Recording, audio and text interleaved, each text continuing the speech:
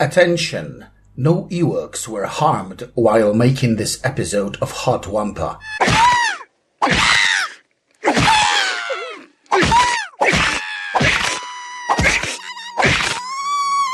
Oops.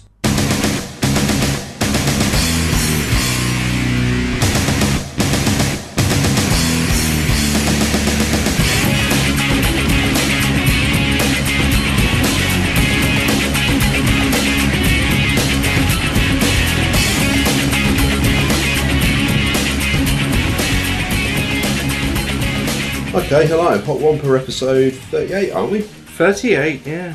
Last regular episode for a while, probably. Probably, yeah, we've got a lot coming up, haven't we, with the Rogue One special. We've got the Rogue One special coming up, which will be a Skype conference call at the moment, we believe, between 5 of us, although we need to finalise those details, don't we? Yeah. Which will be recorded into a podcast special when we discuss Rogue One post-viewing. That will be the next episode we will release. Possibly a Christmas special after that, and then we'll call it for 2016. Come back in January. Yeah. I think, don't you? Yeah, hopefully we won't lose any more celebrities before then. Yeah, well, who knows? Who knows? It is a lottery. It's a rock and roll lifestyle. People keep saying we lost Lemmy in 2016, but I believe he was totally rock and roll and passed away on Boxing Day 2015, so he never quite made it, did he? But the legend lived on. The legend lives on.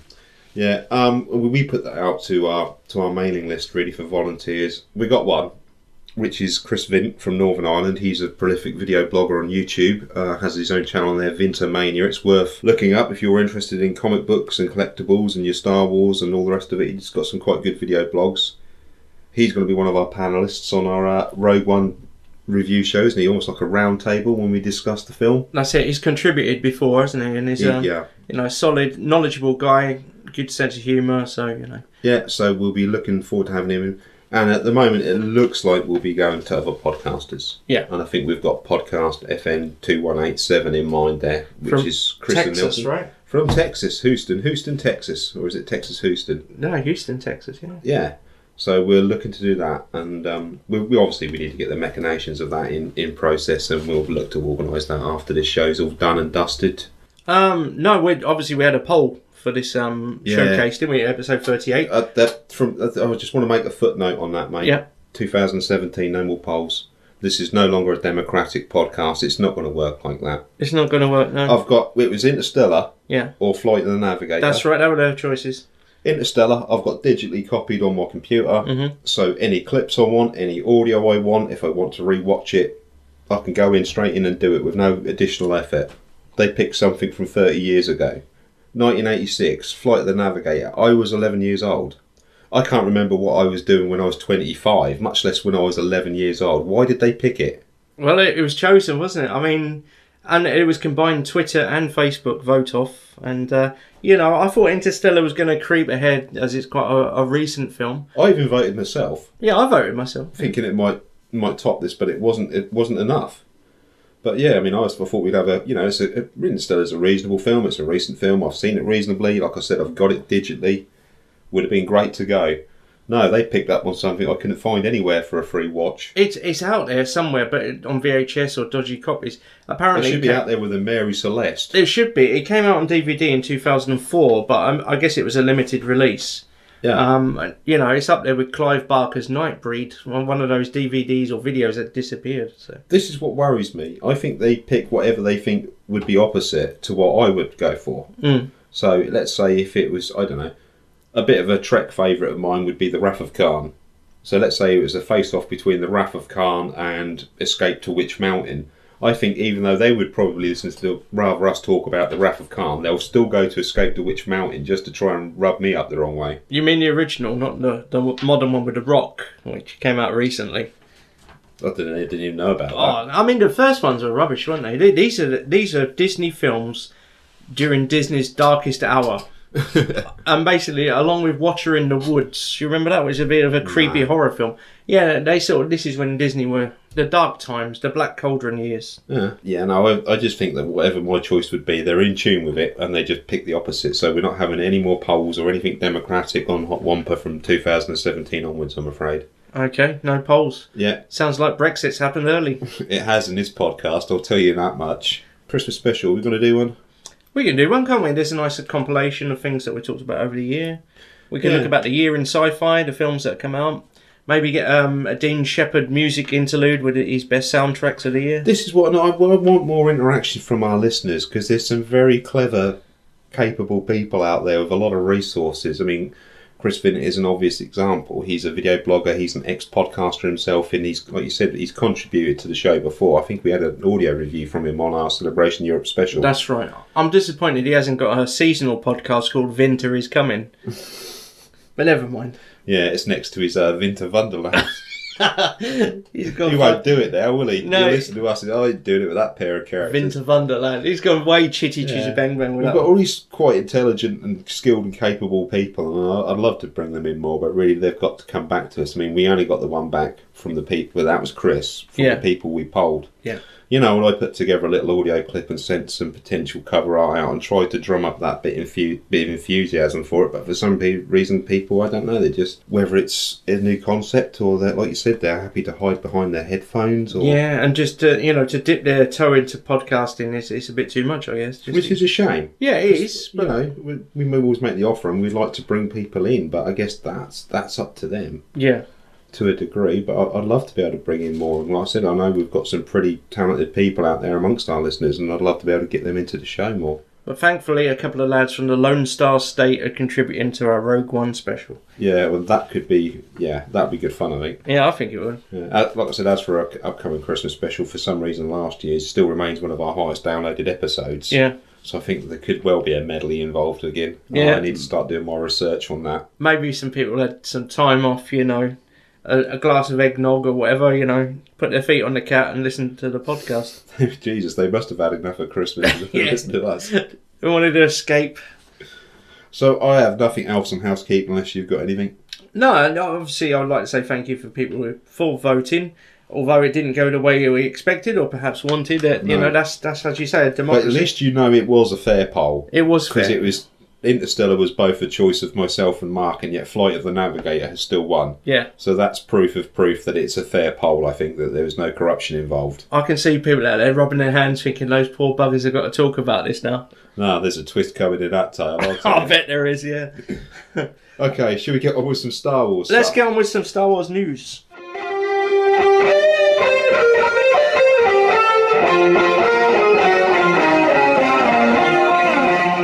Okay, this one comes from InsideTheMagic.net, which I imagine is something to do with Disney. It sounds a bit of a Disney saying. A bit ominous. Yeah, it was posted on December the 2nd, 2016 by their correspondent Adam McCabe.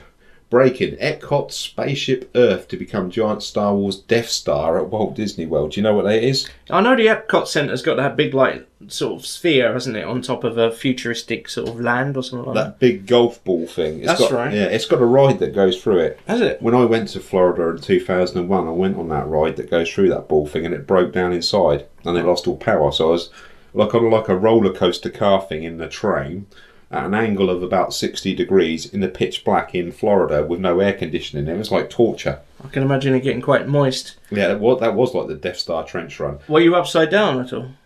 I don't know, it was dark. No. Well, where the sweat was dripping. I don't know. Anyway, this is just in Star Wars fans on December the 5th, 2016. So that's around now, isn't it? Yeah, it's not too far away. No, before. Yeah, Disney will be celebrating Star Wars at Disney's Hollywood Studios, as well as the upcoming film Rogue One: A Star Wars Story, with an invite-only meetup. Boo! And that meetup will feature Spaceship Earth, which is the aforementioned king-size golf ball thing, magically transforming into the Death Star. Disney Parks blog will be hosting the meetup and will include local media. And during their Star Wars celebration, Spaceship Earth will be transformed into the Death Star through digital projection. So it's a bit like, I guess, when they stick Gail Porter on the side of Big Ben or what have you. Yeah, you wouldn't want to stick her on the side of Big Ben nowadays. But, I mean, when they illuminate different cities as well, don't they? By putting art on the front of, King's College Chapel in Cambridge and stuff like that. Similar sort of thing. That's what I thought you were going. Yeah, you were going that way. And before the Death Star appears, updates on current and upcoming Star Wars experiences at Disney's Hollywood Studios will be shared to the masses. So I guess there's going to be a press release coming through about all the upcoming Disney Park Star Wars attraction stuff that's coming. And they're promoting it by turning that king-size golf ball thing into a king-size Death Star. Well, it's a good idea, isn't it? I mean, you know, changing things that are popular and well-known and, you know, trying to promote your own materials. I mean, Disney have got this year sewn up, really, haven't they, 2016? Yeah. Oh, the last year, from The Force Awakens right the way to Rogue One, I mean, Disney, the juggernaut, is sort of in motion again. Mm-hmm. You know, and then after acquiring Marvel and also Lucasfilm, you know, they're on a roll. Yeah. So there you go. I mean, that's up to you if you want to go for a ride through the Death Star. Personally, after my last experience going through there, I wouldn't. I've never been to the Disney World in Florida. I've been to Disneyland in California. Yeah. Which is a bit dated, bit sort of faded paintwork, and, you know, probably Walt Disney's office was a bit dusty overlooking it. But it was a good time, you know, but I know Disney World is a whole sort of different level, isn't it? Yeah. Yeah, I mean, they've got several parks there, but yeah. There you go. So we've got a king-size Death Star. Okay, we've had quite a few videos from Rogue One. Oh, yeah, a number. They've been talking about how everything is now officially the last video. There's officially the last video, and I think you made a joke about it on my post, didn't you? This is the official second from last video or something. Yeah, it's just gone, like, you can't keep track of them. There's so many of them now. They're putting a lot of media out at the moment, aren't they? Yeah, and I mean, all these trailers are sort of just a slight difference in each one. I haven't seen a lot of new footage, apart from Alan Tudyk's droid that's sort of seemed to be more humorous with every clip. Yeah, so we've got 4 of them booted up and ready to go. I mean, they're releasing so much stuff now, I can't give you the titles or timelines, or even if we're organised in that, but I think we perhaps have a look at them and provide a bit of commentary on what we're looking at. So if you want to stick an earbud in, Mark. Okay. And we'll get ready to go. This is the first one we've got booted up, which I've got titled as Rogue One, a Star Wars Story Featurette, Living in Star Wars. So let's have a look at that. I guess that's the film shot. Diego Luna. There's this story I grew up with. It's like I've been preparing my whole life for this. He's got quite a strong accent, hasn't he? Yeah. If you're really doing this, I want to help. It's challenging because Stormtroopers in Canary Wharf. Emotional scene, but the next day you're beating some stormtroopers. It's fun. Blue screen in the background there. I guess they're going to fill that in digitally. Yeah. There's beach location. Yeah. We are in a deserted island. A deserted island or a desert island? Battles and running and chasing, and we're just living the experience. U-wing crashing. Oh, it's a brilliant shot. Yeah. 6% chance of failure. He means well. You know, it's a true adventure, and you're enjoying the ride in a galaxy far, far away. Here we go. It's certainly a Diego Luna sort of centric trailer, isn't it? Yeah, well, it's a featurette, isn't it? I guess Yeah. that's him talking about, very briefly talking about his experiences on that. This one's a new bit of dialogue from Felicity Jone. Kind of power. What chance do we have? What chance do we have? The question is what choice? Run, hide, plead for mercy, scatter your forces. You give way to an enemy this evil with this much power, and you Jimmy Schmidt's Battle Yeah. Organa. of submission. The time to fight is now. Bit of a motivational speech there from Felicity Jone. Yeah, no, that needs to be cleaned up. There was a bit of a shakiness in the camera there as well, wasn't there? So that was obviously behind the scenes sort of another featurette, I guess. Yeah, I mean, this one came out 17 hours ago, and it's come out from an anonymous source. It's not to do with Star Wars. Right. So that's the leak, but it's obviously genuine. Yeah, I mean, look definitely. at it. And Jimmy Schmidt's the whole lot there. Let's have a look at another one, shall we? I think this is the one you were referring to when he talked about trust. Yeah, it's called Trust, this one, yeah. Yeah. So you got a young Jyn Erso with her mum. Crystal, which may or may not be known to us. The Empire's building a weapon. New shots from Yavin. An entire planet. They call Yeah, it that's a lot more polished, isn't it? Yeah. We need to capture the plans if there's any hope of destroying it. We want to help. All right. How many do I need? There's a bit more fun here. The captain said I had to. No social graces. Power that we are dealing with here is immeasurable. I will not fail. Oh, he's going to be a great villain, isn't he? I don't know if he's going to last the film, though. Well, Krennic, no. Yeah. I see Lord Vader getting hold of him. Are converging on our present location. Take hold of this moment. The force is strong. I like this bit. Yeah. AT-AT with a head. That look at Victor. Hopefully it will do something, and it ain't done nothing. And here we come with the... The airstrike from the X-Wings. Now, in early trailers, you know, when you saw that AT-AT get hit in the side, you thought that was finished. But now, in this one, you realise it wasn't. Nah, it's like a bee sting, wasn't it? Yeah. What is this round structure? I mean, you said it might have been the scaffolding that was sort of going around it in an earlier trailer, right?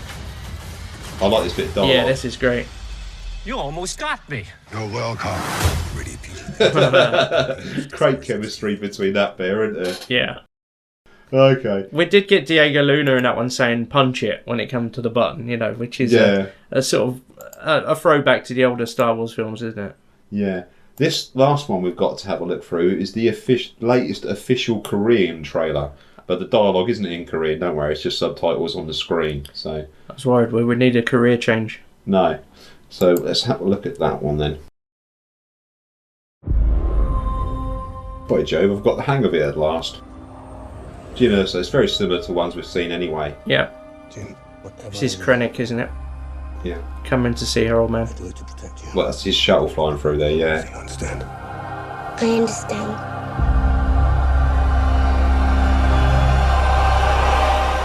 Just looks such an interesting film, doesn't it? Yeah, it's well shot, definitely. Yeah. I like the scenery. I mean, obviously you've got two very good actors there, all the same, but... It indicates that a major weapons test is imminent. We need to know how to destroy it. So why me? The message was sent by your father. They call it the Death Star. It's capable of destroying an entire planet. Super laser shot there. Mm-hmm. There's a way to defeat it. You need to capture the plans. If you're really doing this, I want to help. We'll need a team. She wants to fight. You almost shot me. You're welcome. The power that we are dealing with here is immeasurable. There is a 97.6% chance of failure. I like the way 97.6% is still the same in Korean as it would be in English. It's, Rogue One. U-wing in hyperspace. Make 10 men feel like 100. We'll take the next chance. And the next. Until we win, or the chances are spent. Here, that ring from above. Mm-hmm. What's that in the centre of it? Yeah, strange. Yeah. Maybe it's like a shield generator or something. I don't know. I guess that's Rogue One, a Star Wars story In Korean. In Korean font. Again, 12 is the same in Korean as it would be in English. Or Latin, I guess. So 12th, is it the 12th as in December?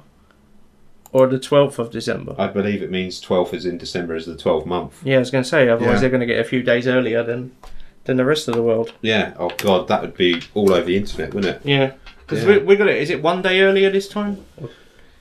I think so, yeah. We've got a few hours ahead of our friends in the States, haven't we?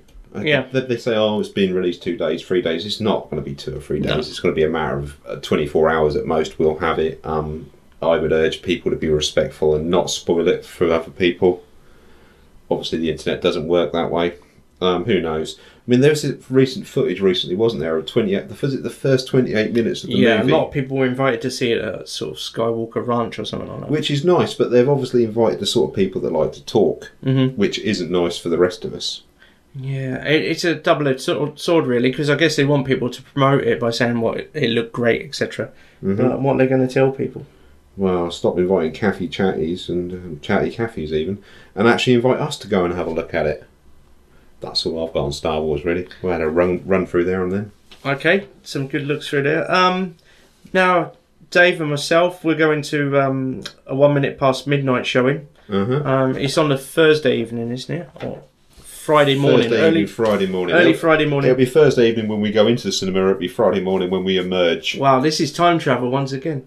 But yeah, we'll be probably having a drink in the Arts Picture House in Cambridge on Regent Street. We'll be up there. They've been quite good, and they've been regularly tweeting us like before the tickets went on sale, and hopefully we can go in there, get a few interviews with people going to see it. So if you're going to see it yourself, have a look out for us. We'll be there.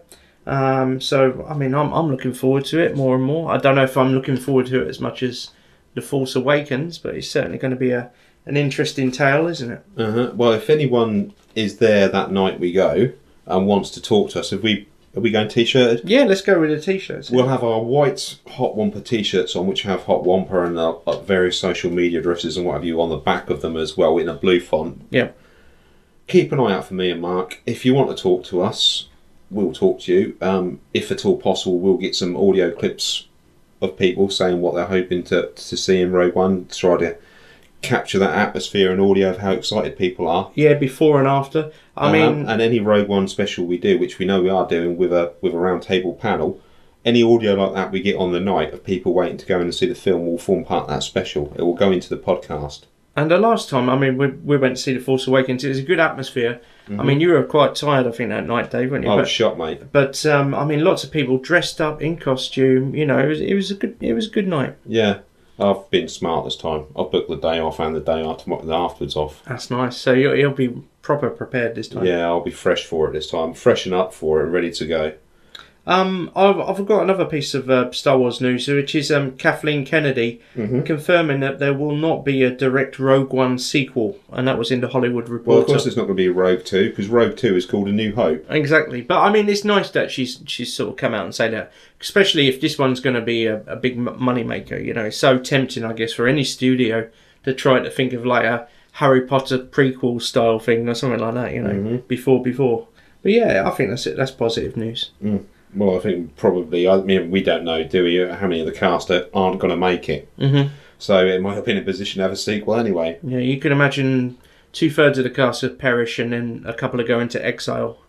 Yeah, they're a couple of the key characters they'll keep around so they can bring them back in the sort of expanded universe and stuff. Episode 8, maybe, Mark Hamill has been reporting this week saying that he's really happy to have more lines in the new Star Wars film that's coming out. Well, I think he should be more than happy to actually have any lines in the new Star Wars film because he hasn't got them in The Force Awakens. Exactly. No, he just stands there a bit stunned. Yeah. And J.J. Abrams has actually said this week that the closer it gets to Episode 8 release, he really misses the cast and the crew. But, it was his decision not to come back, wasn't it? He wanted to concentrate more on personal projects rather than big blockbusters, so...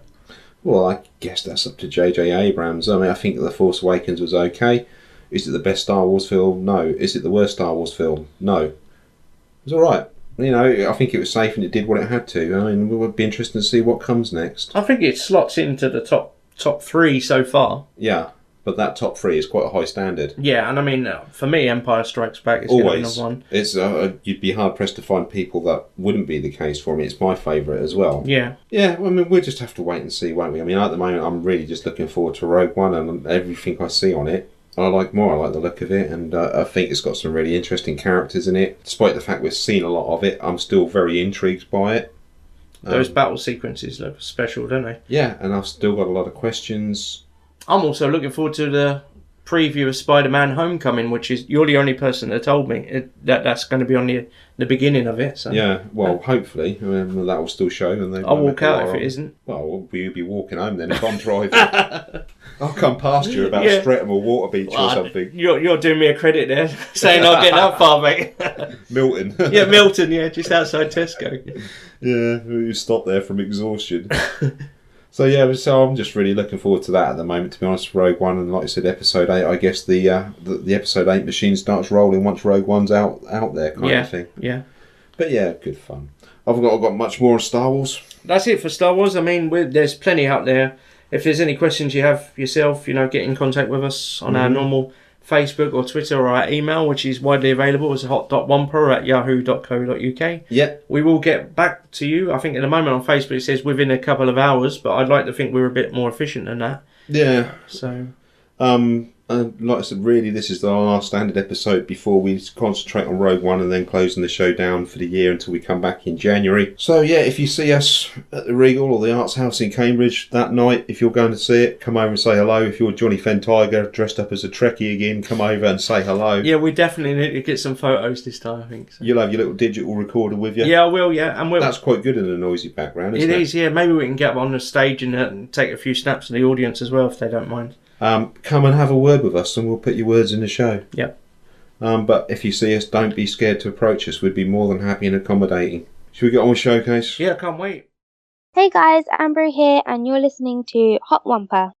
Okay, Showcase, Flight of the Navigator, which is a 1986 American science fiction comedy film directed by Randall Kleiser and written by Mark H. Baker and Michael Burton. The film stars Joey Kramer as David Freeman, a 12-year-old boy who is abducted by an alien spaceship and finds himself caught in a world that has changed around him. The film's producers initially sent the project to Walt Disney Pictures in 1984, but the studio was unable to approve it and it was sent to producers' sales organisation, which made a deal with Disney to distribute it in the United States. It was partially shot in Fort Lauderdale, Florida and in Norway, it being a co-production with Norwegian company Viking Film. Plot: on the night of July the 4th, 1978, isn't that their Freedom from Healthcare Day? Independence Day, yeah. Okay, in Fort Lauderdale, Florida, 12-year-old David Scott Freeman walks through the woods to pick up his 8-year-old younger brother Jeff from a friend's house when he accidentally falls into a ravine and is knocked unconscious. This happened to us all. Yeah, the ravines are everywhere. Yeah. You got to be careful. When he comes to, he discovers that it is now the year 1986. While he hasn't aged at all, his parents are now middle-aged and Jeff is 16 years old. Meanwhile, an alien spaceship crashes through power lines, as they always do that, and is promptly confiscated by NASA. Like bloody Fenland swans, aren't they? Flying into power lines. All the wide open spaces, yeah. They find a pylon. Yeah, all that technology. Yeah. David is taken to hospital for tests, but is sent to a NASA research facility where his brainwaves reveal images of the spaceship.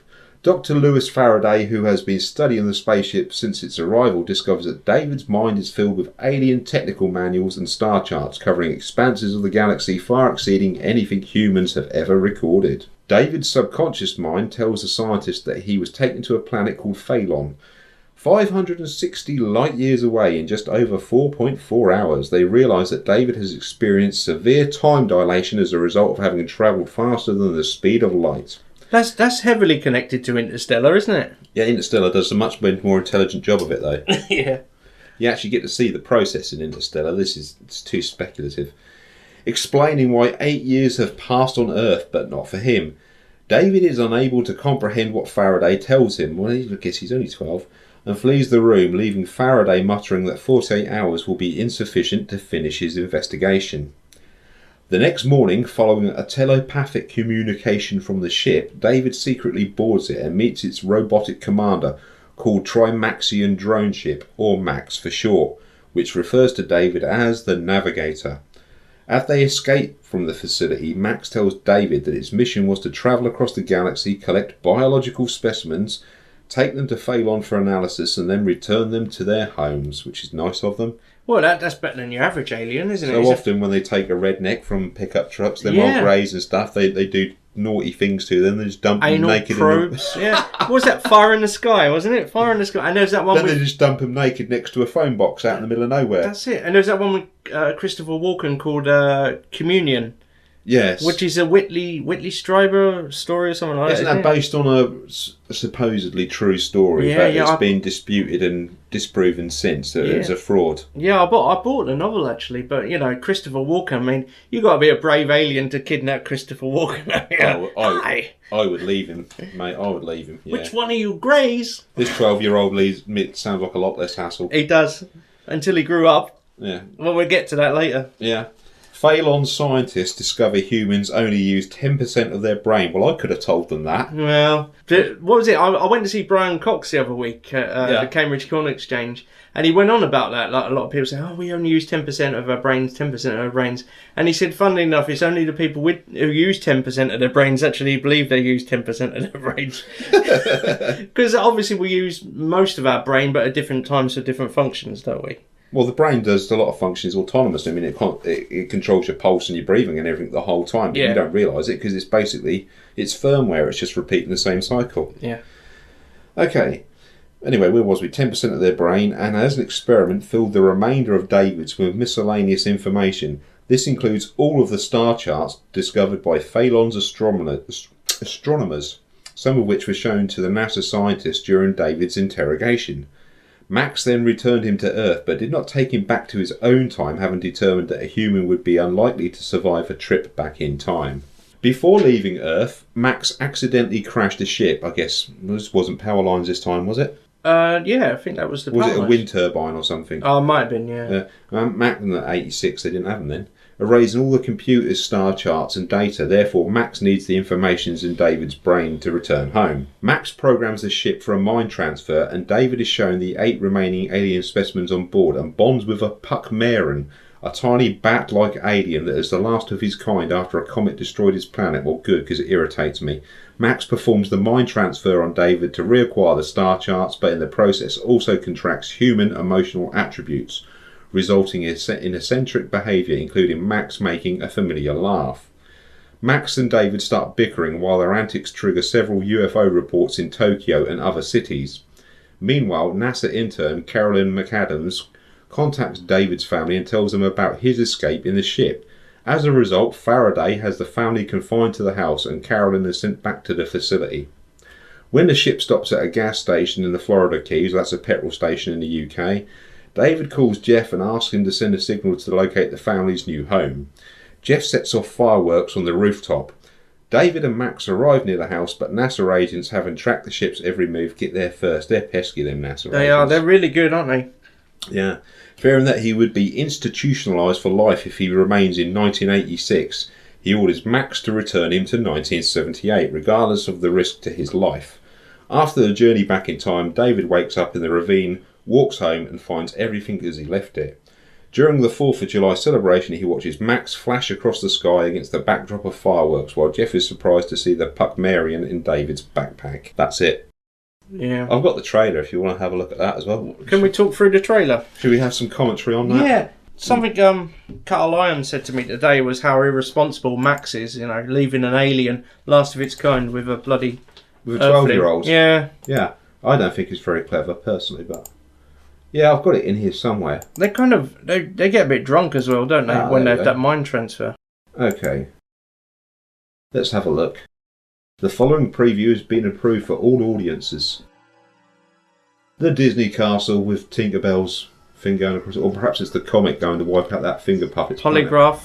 Polygraph, yeah. Is that the name of the actress? Polygraph. She looks like a polygraph. Oh, that's a nice leather chair. Yeah.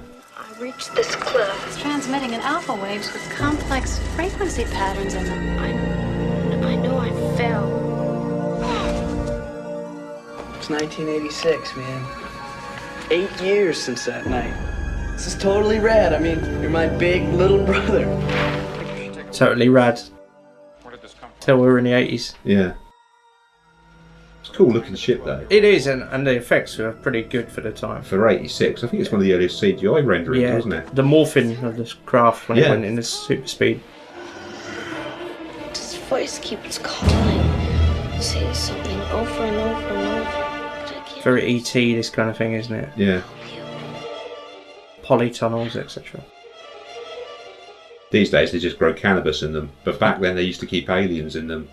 I think the interior of the ship is pretty good looking, isn't it? Nice sort of aluminium everywhere, or aluminum as sort of chromium type reflective thing, isn't it?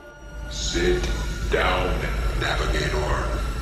You have the bit army there. Or Yarrick. Yeah. I have been sent from Phalon to borrow samples of life from different galaxies for study. On this planet, I chose you. Why me? Why not? Now we're getting into typical 1986 soundtrack, aren't we? A bit rocky. Yeah, we've got a bit of a montage coming up. This could come out of Beverly Hills Cop or Top Gun, this piece of background music, could it? Yeah. Easily. Nice effects. It is nice for 86, I will give it that.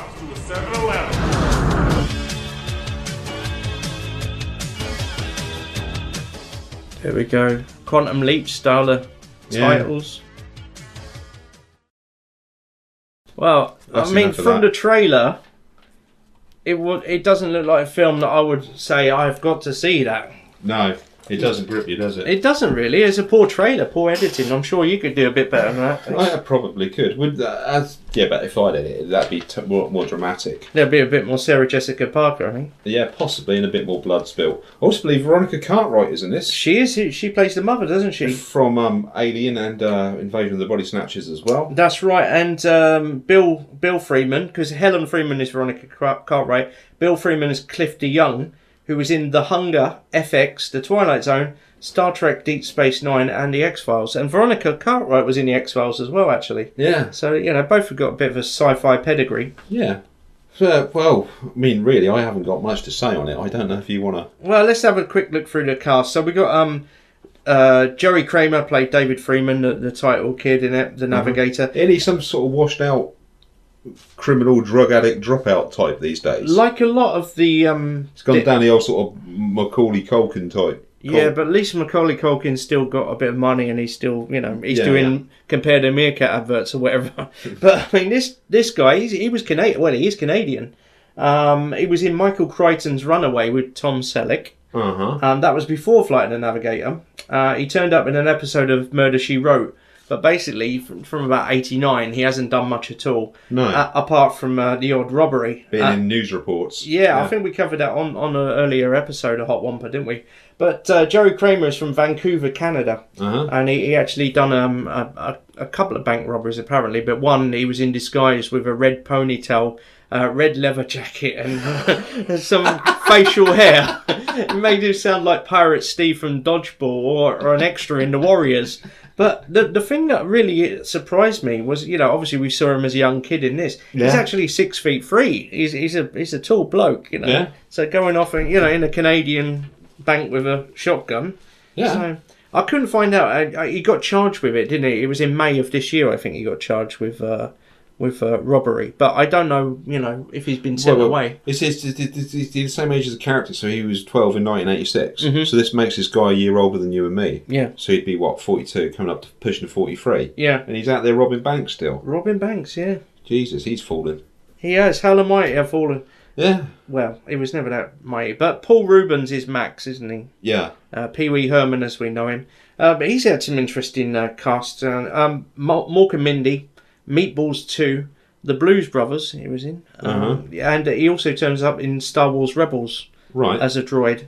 So, he's had a very career. But also, I believe he was in trouble with the law at one point as well, wasn't he? There was a few mugshots of Paul Rubin. I can't remember exactly what it was, but we'll have to look into that. Yeah.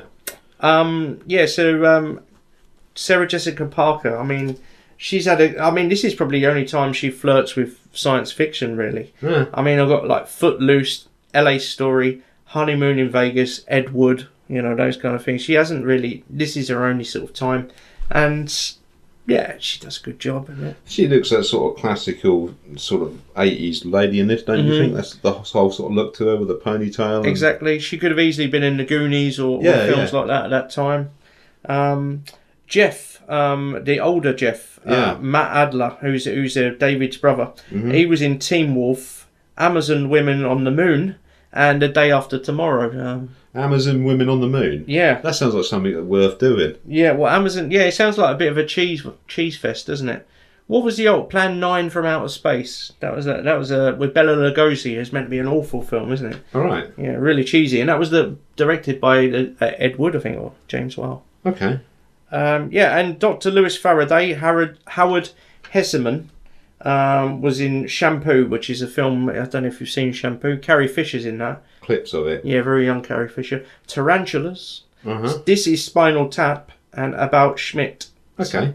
And also Amazon Women on the Moon. Okay. So there's a little connection there. Yeah. I don't know. Randall Kleiser also directed Starsky and Hutch episodes. The Blue Lagoon. You remember Blue Lagoon? Yeah, wasn't it some... Brooke Shields, naked with some young lad on an island somewhere. A teenage favourite, I think. Yeah. He also directed Big Top Pee-wee and Grease, which is a sort of huge film, isn't it? Not one probably in your DVD library, Dave, nor mine. But I mean, obviously that got him a lot of films and that, what he wanted to do.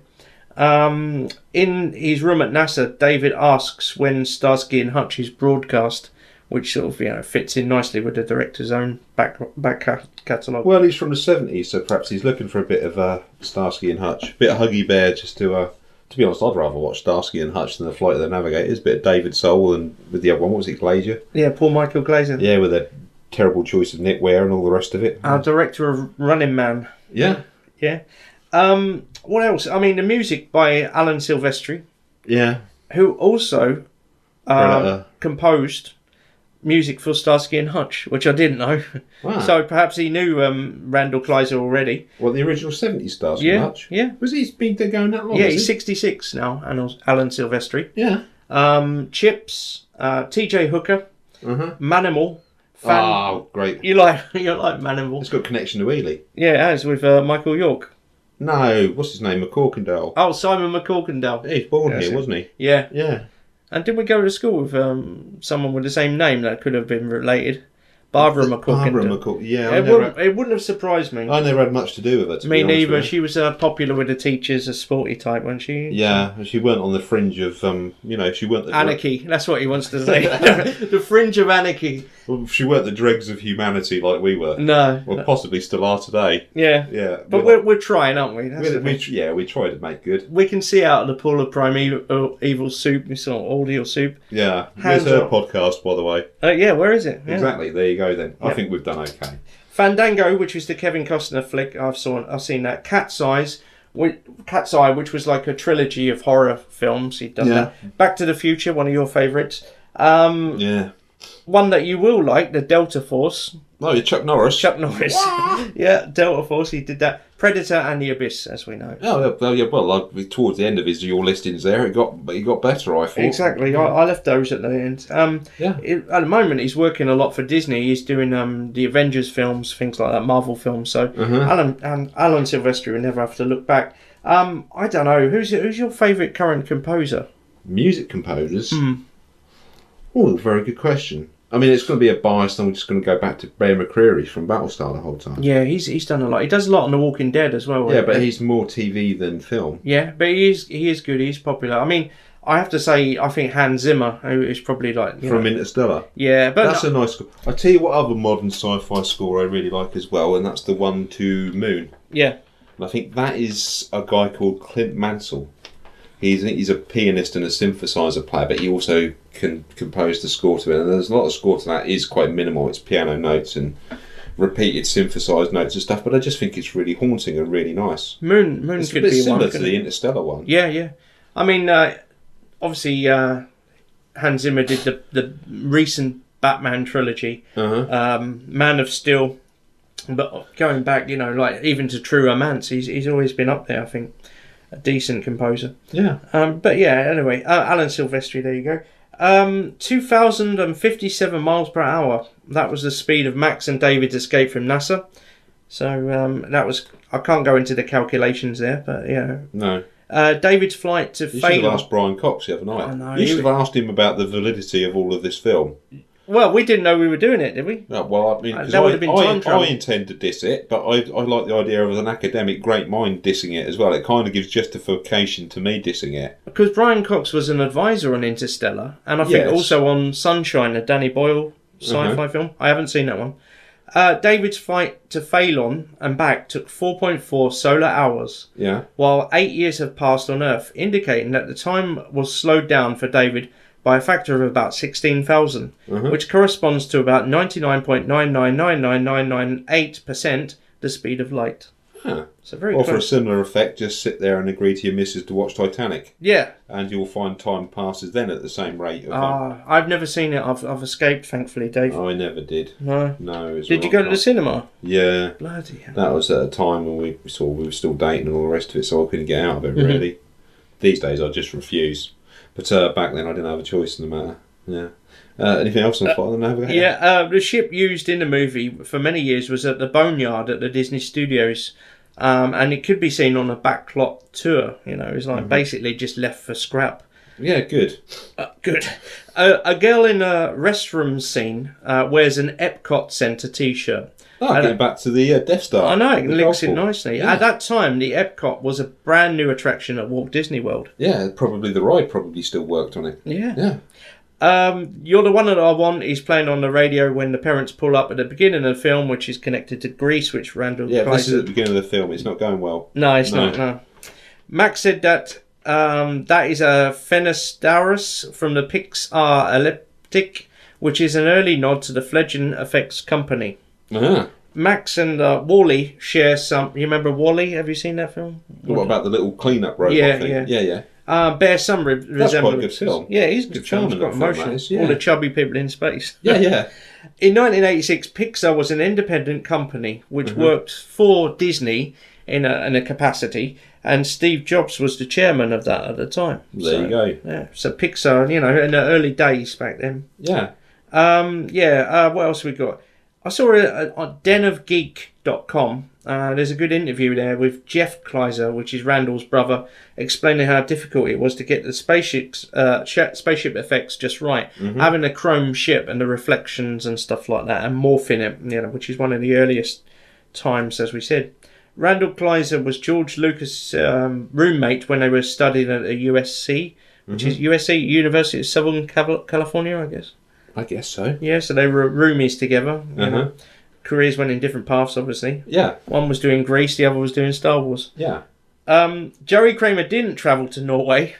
He didn't have a curfew or some kind of arrest warrant on his head. But Jerry Kramer didn't travel to Norway for the interior shots, so they used a Norwegian double who didn't speak English.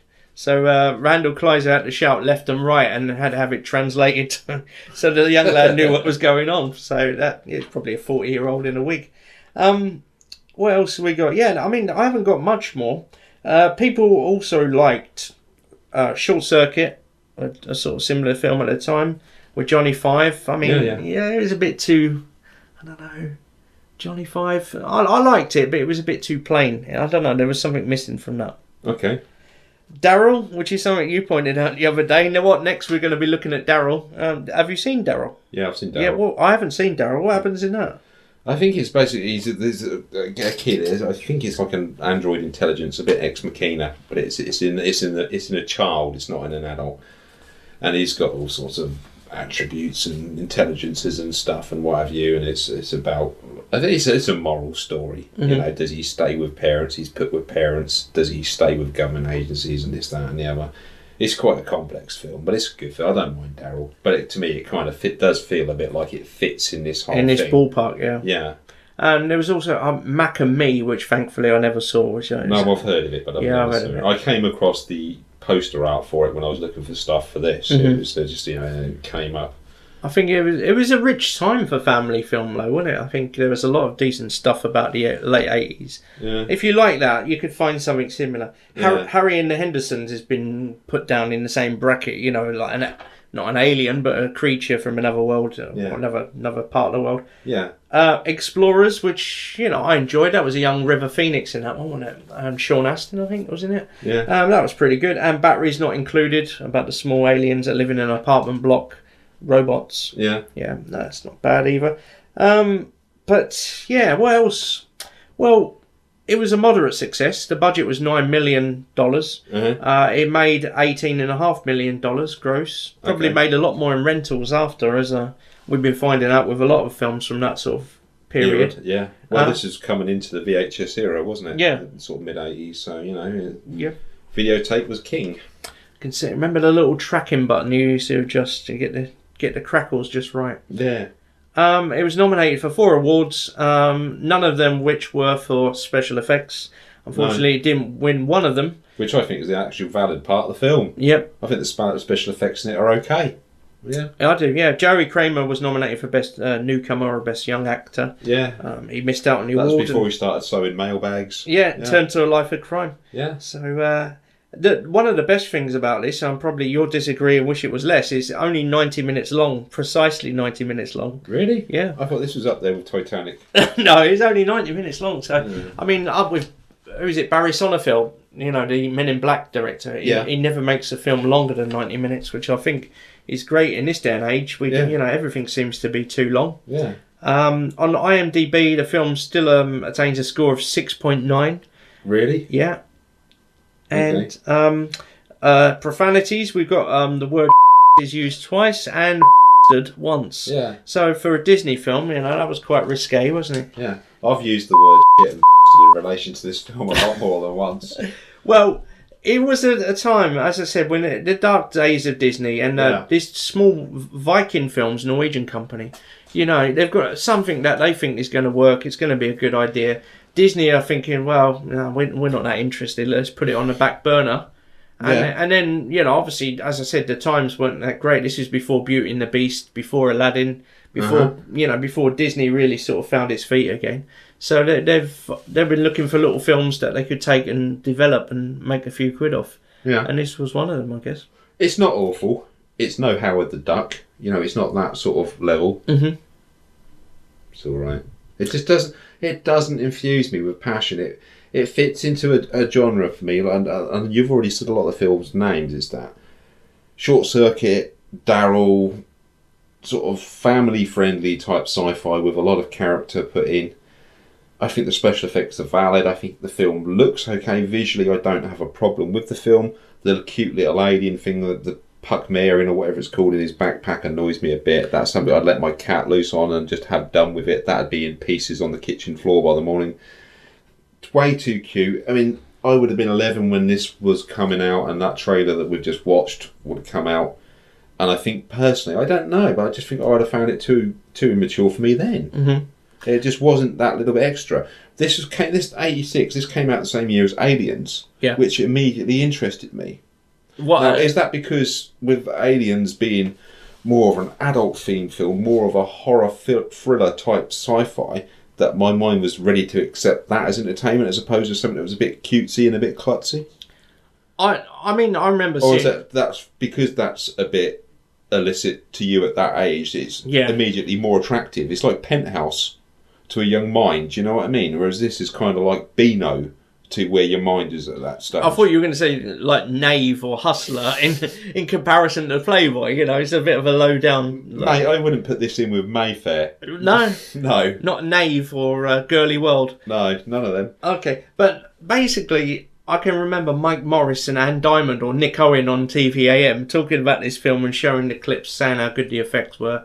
And it probably came out. I've got nothing problem with the effects. No, and it probably came out in a 6 weeks holiday. Yeah. And I never used to go to the cinema. I was lucky to see a film at the Maltins, you know, in Ely. So, I think a lot of it was based on American culture. These films were coming out then, and possibly to a degree today, that they have these sort of long breaks and they look at there's an entire culture that it's almost that it's catered to, and perhaps they would go to cinemas and stuff. I mean, I imagine out there that any place with a population larger than 2 probably has a picture house of some sort, you know. I don't know. But it didn't really fit in with the life of a 12, 13, 11-year-old. In the fence. Yeah, no, it's, I don't know. I guess the music, like the Beach Boys get around, you know, I get around having that. I mean, I remember we were all singing that a little while after that. That was quite, you know, and that was a film a lot. That was a song a lot older than, you know, at that time. So the director certainly managed to crowbar a few songs in that were catchy, you know. Alan Silvestri's score, I don't really remember. I can't say it. I know it begins when the dog catches a frisbee at the beginning. I don't know. No, I've only ever seen it in clips. Yeah. It probably is one of them films I've seen in instalments, but I've never been able to tolerate longer than about 1 minute and 30 seconds of it. It's like Radiation. Once you're over a critical dose of Flight of the Navigator, you're in trouble. What about, I mean, you've got a kid. Would you allow her to watch it? Would you think she would enjoy it? No. No. I think it's beneath her. I think I'd be patronising her if I showed her Flight of the Navigator at 6 years old. Okay. I think she's capable of understanding better. Yeah. Yeah. I don't think she would find the cutesy elements, like the little was it Fenestarus thing? Yeah. Yeah, that with the bad strings. Yeah, I don't think she would find that cute. I think she would find the eye in a box scary. That scared me actually. Yeah. The rest of it, I don't know. I just don't think it would interest her. No. She's in that sort of bizarre bracket now. Well, I'm gonna go down with a rating then, Dave. I guess. Yeah. And I'm probably going to say for family entertainment, I'm going to have to go 6.5. I don't know if awful memories is. I probably saw it in VHS, rented it from Spinks down the high street in Littleport, and cycled home with it in my bag. And probably, it was one of those summer films where you'd invite a couple of mates round and have some Coca-Cola and put them through the same thing. So, no, I wouldn't do this to my mates. No, I was probably watching Heartbreak Ridge with Clint Eastwood. Yeah, exactly. I always found that you were watching films beyond your years, really. So, yeah, well, I don't know about that. It's just something scary. I mean, you could compare this in cheesiness with Short Circuit, and we've made that comparison at the same time, the same sort of glitchy thing. But I like Short Circuit more. Well, do I like Short Circuit more because it's got aliens going around blowing the shit out of each other? Not aliens, robots going around on treadmills. Or because it's got Ali Sheedy, who's a bit more attractive. Yeah. But, it's a little bit more militaristic, and whereas this is just, I don't know, it's a cute, gawpy kid walks out, falls in a ravine, goes joyriding in an alien spaceship. I guess potholes are the new ravine, aren't they? Potholes are everywhere. They're in the news every day. Sinkholes. Sinkholes. Potholes around here. I told you earlier, I was on that removals job between Pymore and Coveney yesterday, and down that road, I tell you could easily fall down there and wake up on board a spaceship. You'll wake up in the future out in Pymore. Yeah. So what about you, Dave? What would you give it as a rating? I mean, it's going to be a pretty critical one. I think we're going to have Randall Kleiser on the phone soon. All the people that voted for it, that will teach them. Don't know. Do we have to vote it in different categories, or is this as an overall rating? Or? As I said, 6.5 for me, because I've got memories. I went to see it, or saw it on video, and it stuck with me as a family film. As a safe family film, 5. Mm-hmm. It won't make 6.5 because no interest, no charm. Yeah, basically. Do you think that's the Disney element that's sort of downgraded it as well? Don't know. No. Going out from the family rating to my own critical rating of Flight of the Navigator, about 3. Okay. It's way down there. Yeah. It's not my favourite film. Obviously, it's not that bad. It hasn't got Mel Gibson in it, which would get it automatically -10. Yeah. It's watchable. I'd be happy to have it on, like you said, for one to be able to watch it. I think, though, she'd be bored by it. I honestly do. It's not active enough, it's not loud enough, it's not fast enough, and I think she's more than capable of understanding that plot, and I just think she'd find it a bit patronising. So, it'd be better to watch an episode of TJ Hooker instead than... Yeah. Was that a Hevel up there? Yeah, it was. Yeah. See what I mean? We're talking about other leading ladies of the era. That's how interesting this is. We'll be on the A-Team in a minute. We're a science fiction podcast. Yeah, exactly. Okay, that's all I've got on it. Well, that's the end of Showcase, I'm afraid. That's the quickest one ever. Thanks for voting for Flight of the Navigator. Here's your response. Democracy doesn't work.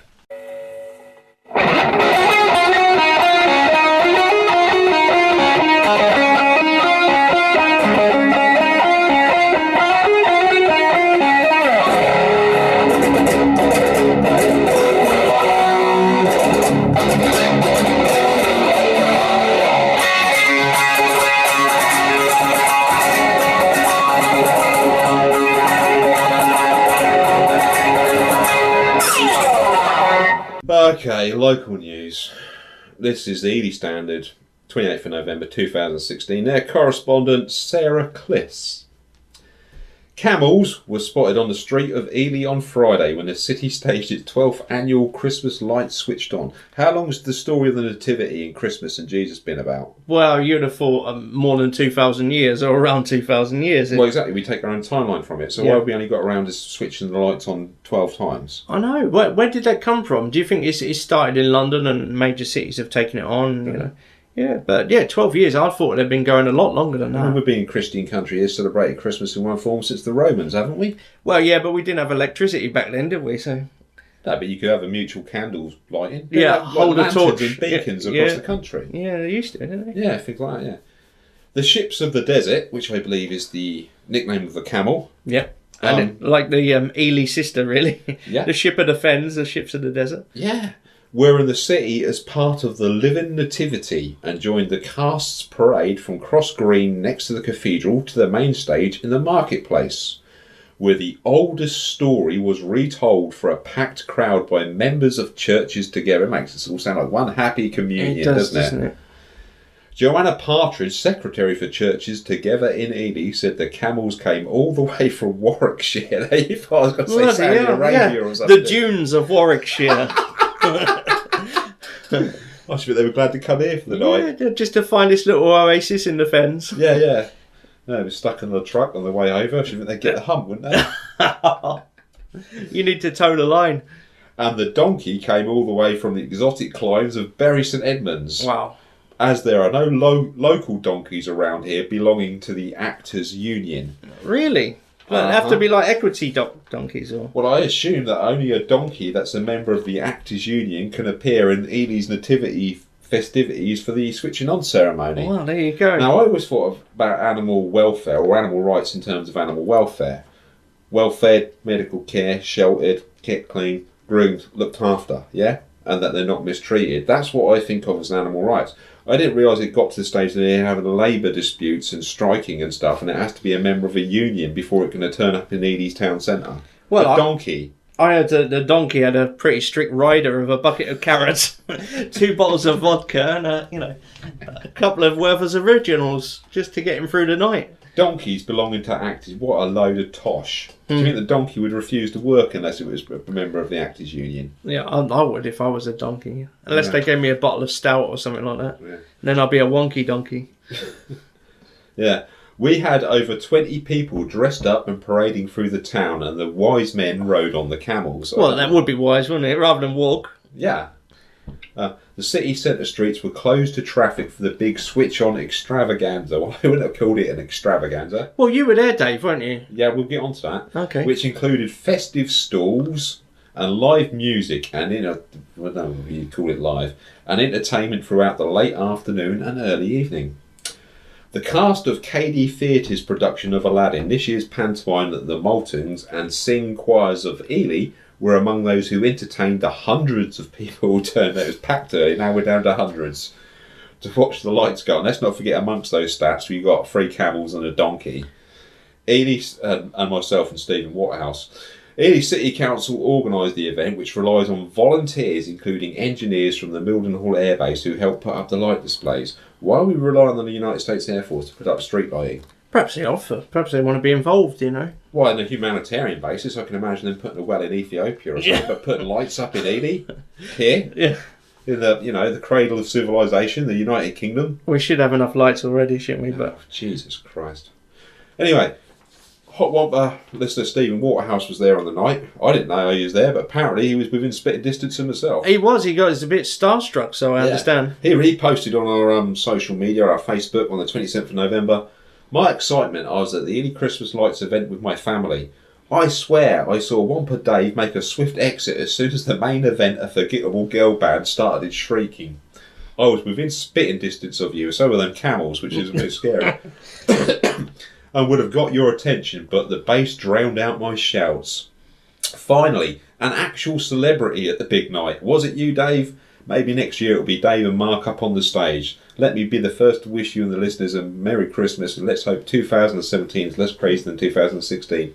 Yeah, it was me, Steve, next to this Christmas tree there. That was at the time when they were doing the countdown. My daughter was in front of me and doing the countdown with them. Plus 2 or 3 other kids that just seemed to turn up out of the crowd. Not once did I know who their parents was. These kids about the same age as my daughter ran up to my daughter from the crowd, sort of came out of the cloud of people. Was it like the end of Close Encounters and they come down the ramp? Yeah, there was like a mist. Yeah. Started talking to my daughter. She seemed to know who they were. They did the countdown together. Then these kids just seemed to disappear back into the crowd. Not once did I meet their parents, know who these kids were. Anyone come up to me and say, "Oh, is that all right with my little Johnny plays with Hannah, he knows her from school." Yes, mate. So I knew someone, so to make sure the child got back to the parents safe. Then people have common sense. It could have been anyone. As it wasn't, I'm not, on Dave from Hot Wampa. But they don't know that. Well, they ruddy well should, Dave. How packed that was with people that night. My little child, she never got let go of my hand. No. And she knows better than to wander off. Anyway, these kids just will come running up to us. Mm-hmm. I didn't know who they were, so I felt like I was looking after about 3 or 4 kids that weren't even my own. But yeah, that's what was happening. I guess Steve was around there as well at the same time. Yeah, he was with my girlfriend as well. I think they were up there, sort of, switching on, saw the band, and went for a couple of beers at the Minster Tavern, I think. So. Yeah, I went down Argos and brought a Lego TIE Fighter instead. Similar. Yeah. But Yeah, so I mean, you should have said hello, Stephen. I'd have spoke to you, mate. But yeah, that was me. He's right in what he says about the girl band. They were pretty dire. What were they called? I don't know, M and something or other. Yeah, there was something in the local rag about it. They just look the same as everyone else does today. They sound the same as everyone else does today. Were they singing original songs? Or I don't know, to be honest, because like Steve said, I turned around and walked away. Yeah. Yeah, once they got up there, I was up there. They had Santa Claus and the mayor and what have you up there to actually switch the lights on, but as soon as they came on, like I thought, it's cold, I've got a kid that's whittling, it's past the bedtime. Let's have a go on the roundabout, the merry-go-round thing, and we went. We were going to go on a Helter Skelter, but it was like ridiculous queuing, like 2 or 3 hours or something. I mean, first and foremost, it's nice that Ely has something. Yeah, it is. And, we should be thankful that... I agree with you that this community spirit, the feeling up there, that like with these kids running around, people obviously feel quite comfortable that they just let their kids go off and do what they want. I wouldn't let mine do it. No. But especially not in a crowd like that. I think they're small. If they disappear in a group of people, it's difficult to see them. It's loud because we've got these wailing banshees, as Stephen's mentioned, up on the screen, persecuting your eardrums. So you'd never hear your child if she called for you, if you called for them. Yeah, I mean, I wouldn't let go of mine, like I said, but then I wouldn't let her run off to have the kids. Or at least approach the parent of that child and say, yeah, this is Hannah, this is my daughter, sort of thing. I'm a dad, any problems, I'm over there, sort of thing. Yeah. So at least I'd made myself known to the adult that was guarding that child. You know what I mean? Yeah. But perhaps that's the way I think. I mean, these people seem quite happy to let their kids run about. But I mean, personally, I wouldn't do it. But that's up to them. But no, Steve. I mean, you should come and say hello as well. There was another person I know that's listened to the show from time to time, Simon Shepherd. He was immediately to the right of me. Yeah. With his good lady and I believe his children. He never spoke to us either. So whether he actually noticed us or not, I don't know. You're floating through there like a false ghost, I think. Yeah, David. I'm like a celebrity to some, but like a ghost to others. Yeah. It would appear. Yeah. So yeah, well, perhaps Simon didn't see us. I don't know, but yeah, I didn't think. It was all right. Like you said, it's good they do something, but it wasn't anything extraordinary. I've got a little story here. It interests me. I only read it in this week's Ely Standard. Do you know Select, the women's clothes store down the high street? Probably not. I mean, it's not something I really I favour with myself, But no, anyway, I know of the store. I don't think I've ever been in there. This interests me. Go on, then. National fashion retailer Select has been refused permission to retain a new sign outside its high street store in Ely because it is illuminated. Right. East Cambs District Council says the town centre has a particularly high standard of architectural heritage and quality, right, and illuminated signs are not encouraged. Nearby Prezzo gets away with it because their sign is designed to be extremely subtle and of a high quality design, say planners. The retrospective application was refused after planners referred to their own strict illumination policy within its towns and villages. Somebody needs to shine a light on this. Yeah, I think, and we're the people to do it. The signs are there.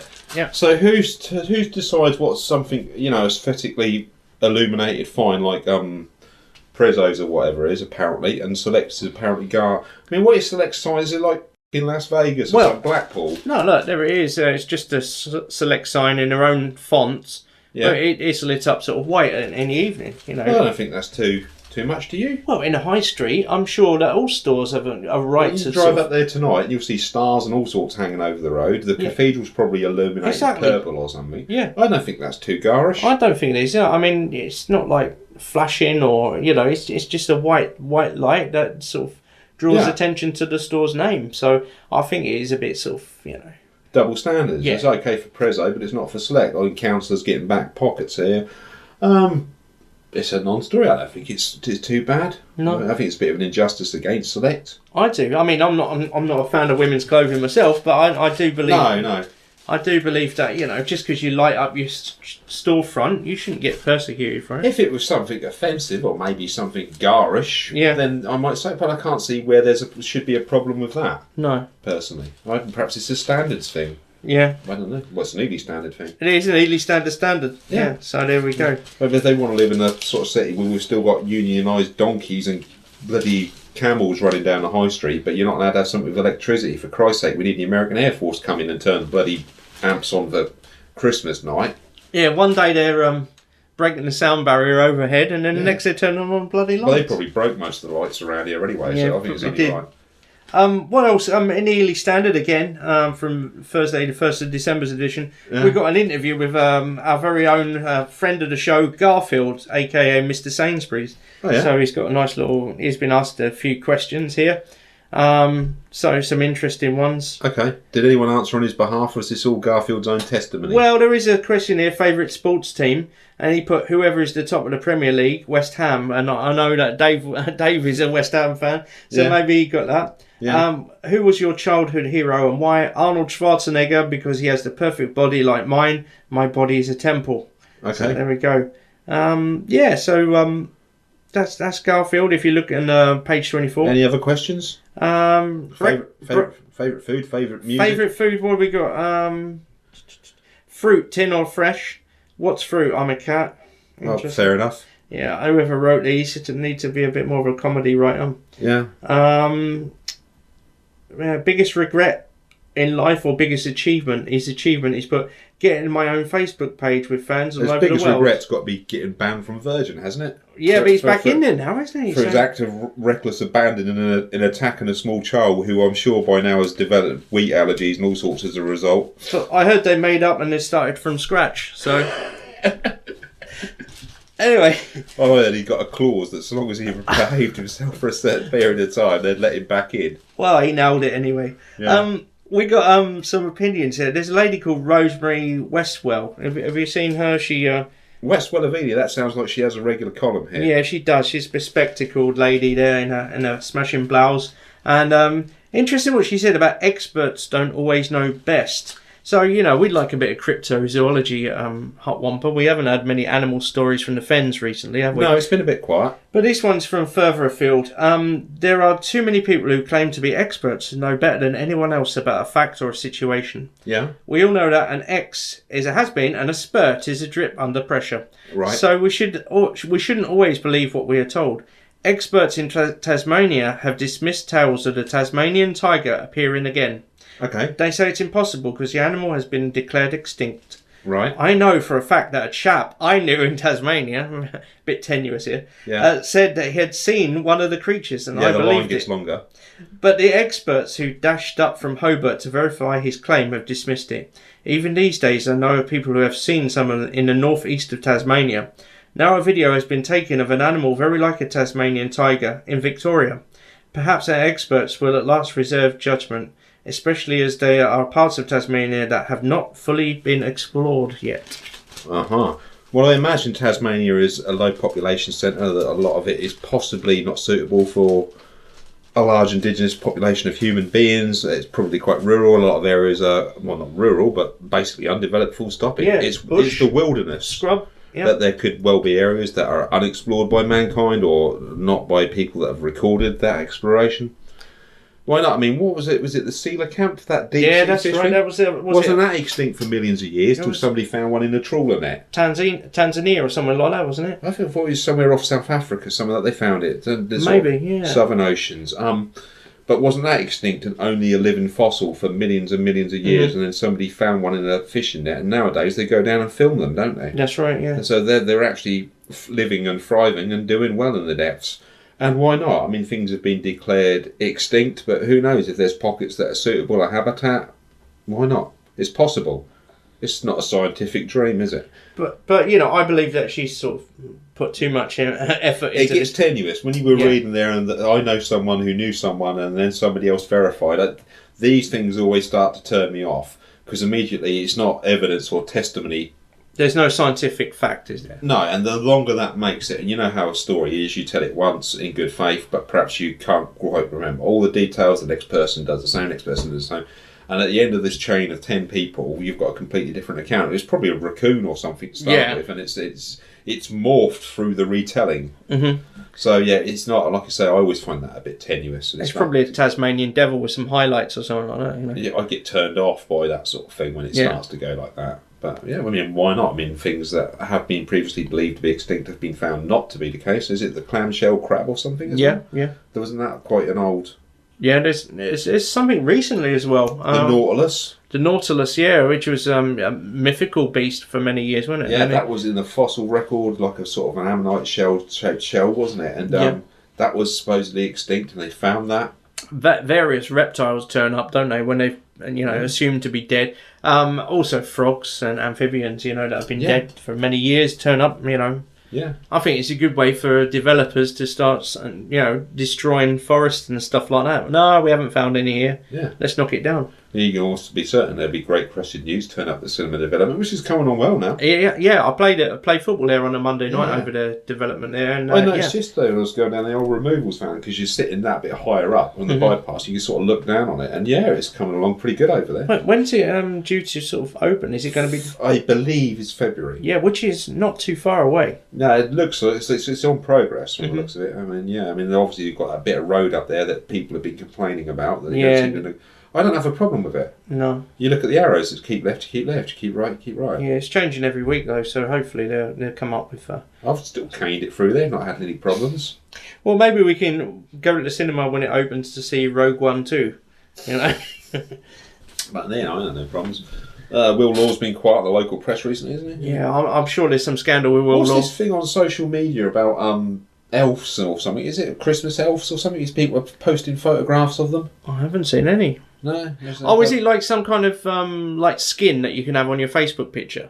I don't know what it is. Merry Christmas, and you put it like as a sort of template.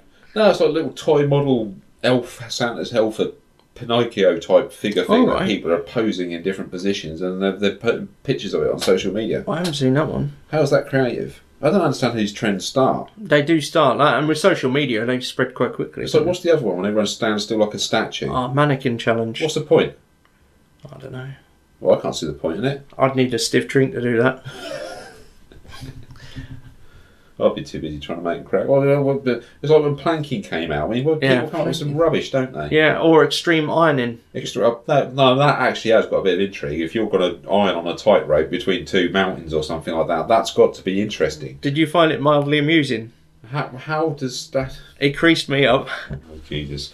How does standing there still interest people? Yeah. I don't understand. Well, with a photo, it's going to look like that anyway, isn't it? I guess a video. Well, just take a photo, so it's a mannequin challenge. Yeah. Just do it. Yeah. Mannequin, that was a film. Was it Kim Cattrall and William Ragsdale? Yeah. You remember that? That was an 80s classic when a bloke falls in love with a shop dummy. I wouldn't give our listeners a choice, so they'd choose that. Okay, sorry. And I think they had Starship, Nothing's Going to Stop Us Now. Yeah. Is that something? Yeah, well, that'd be tenuous sci-fi link, that would. Yeah, it would. 6 Degrees of Bacon. Can we do it to Starship Flight the Navigator? Flight the Navigator. It's bloody difficult, I can tell you that. I guess you're going to have to go down to Veronica Cartwright. And, I mean, sort of an ensemble class like...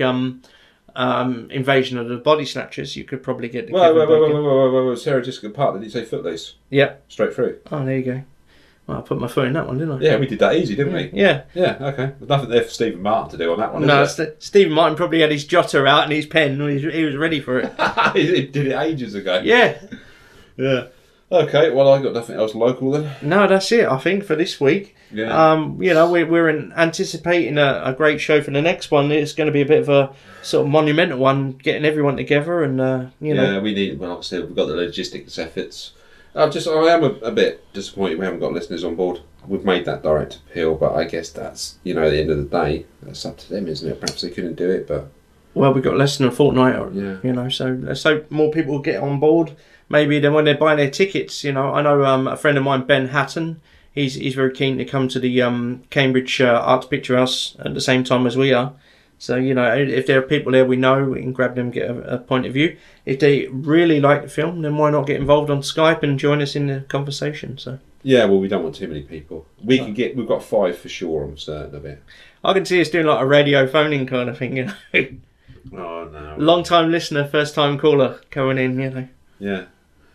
Okay. Well, we'll see you for that, the Rogue One special. Like I said, possibly a Christmas special after that, and then that'll be it for 2016. We'll be back in 2017, so long as we survive the New Year festivities. Yeah.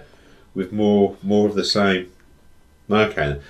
Take care, take it easy. Thanks for listening. Yeah. We'll see you after Rogue One.